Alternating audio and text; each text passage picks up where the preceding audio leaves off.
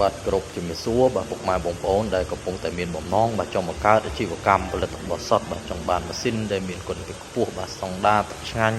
ដែលទៅដំណើរការមានជាងដែលមានជំនាញច្បាស់លាស់បាទអញ្ចឹងយើងខ្ញុំសូមណែនាំម៉ាស៊ីនផលិតផលសុទ្ធបាទຂະຫນាត 3000 លីត្រក្នុង1ម៉ោងបងប្អូនដែលយើងទើបនឹងដំឡើងឲ្យអតិថិជននៅខាងជ្រៃធំបាទខេត្តកណ្ដាលបងប្អូនបាទគាត់ប្រើជាមួយទឹករត់បាទនេះឈុត VIP បងប្អូនបាទ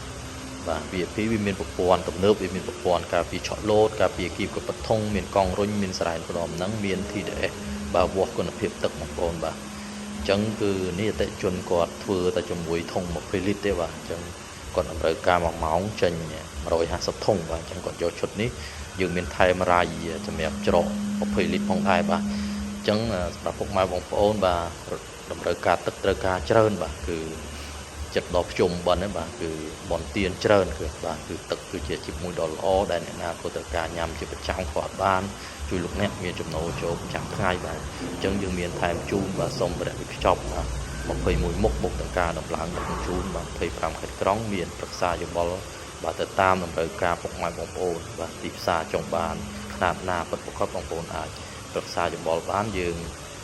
មានបងប្អូនអាចមកមើលដល់ទីតាំងឬយើងប្រឹក្សាបានបាទអរគុណ